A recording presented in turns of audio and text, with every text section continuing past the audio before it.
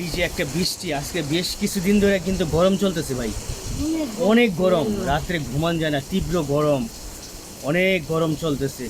আসলে কি গরম কি জানেন, এই গরমটা হচ্ছে আমরা নিজেরাই সৃষ্টি করছি, বুঝছেন?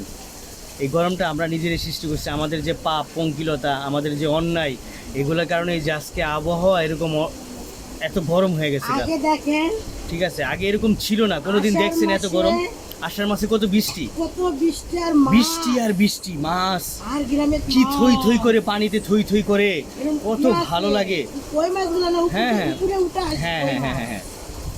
এখন দেখেন এগুলা কেন হইতেছে জানেন ভাই? এগুলো হচ্ছে আমাদের আমল। আজকে আমাদের আমল ঠিক নাই, আমরা আমলের মধ্যে ঝামেলা ভাই। আল্লাহর সাথে কোনো সম্পর্ক নাই আমাদের ভাই, নামাজ নাই, কথা বলতে নাই, আদব কায়দা নাই, লেহাজ নাই, নামাজ তো নাই বলতে গেলে। মসজিদে যাই, ফজরে 2 কাতারও হয় না, 1 কাতার হয়, কত কষ্ট, সবাই ঘুমায় থাকে। না, এই গলি থেকে যে এই গল্লিতে 14টা-15টা বাড়ি, অথচ আমি যাই, আমার একটা বন্ধু আছে সে যায়, আর যায় ওই লোক ওইখানে হাজি সাহেবের বাড়িতে, হাজি সাহেবের বাড়িতেও যে হাজি সাহেবের একটা আত্মীয় আছে, শালা না জানি সম্বন্ধী, যায়। এই তো আমরা কয়েকজন যাই, আর এই যে এখানে প্রায় হাজার হাজার লোক থাকে, অথচ যায় না মসজিদে। না, এর তো শেষ, এর তো ডেট, মানে কি জীবিত মানে মৃত, মানে জীবিত হয়েও মৃতের মতো সে। মৃত শুনুন, আল্লাহ মানা নিবে। হ্যাঁ হ্যাঁ, আর আমরা কাজ করি, ভাত খাই না আপনি পরিশ্রম করেন, ঠিক আছে। বেটাগুলো যে বয়সের কুটনি বেটা, এই যে বাড়িওয়ালা বেটা, যাই হোক,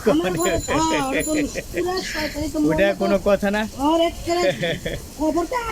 এমনি চাপা দিবে। কথা হইল কি জানেন, যাই হোক, ওখানে মনে করেন আপনিও আপনার আমলকে ঠিক করেন, আমিও আমার আমলকে ঠিক করি।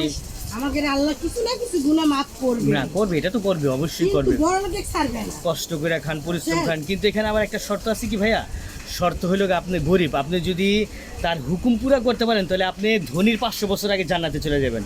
শর্ত আছে কিন্তু। এখন আপনি নামাজ নাই, ওযু নাই, আল্লাহ নাই, রসুল নাই, রোজা নাই, হজ নাই, জাকাত নাই, আপনি গরিব, হ্যাঁ, আপনি সুদ খান, ঘুষ খান, আপনি নানান রকমের অপকর্মের সাথে জড়িত, তাহলে কিন্তু পার পাইবেন না, তাহলে কিন্তু পার পাইবেন না। হ্যাঁ, আপনি গরিব আছেন, এই গরিব থাকা অবস্থায় যদি আপনি আল্লাহর হুকুম নবীর তরিকায় চলতে পারেন তাহলে আপনি পার পাইবেন। আর যদি এই কথা কোন যে ভাই আমি তো গরিব, আমি কেমনে, এই কথা কয়ে পার পাইবেন না।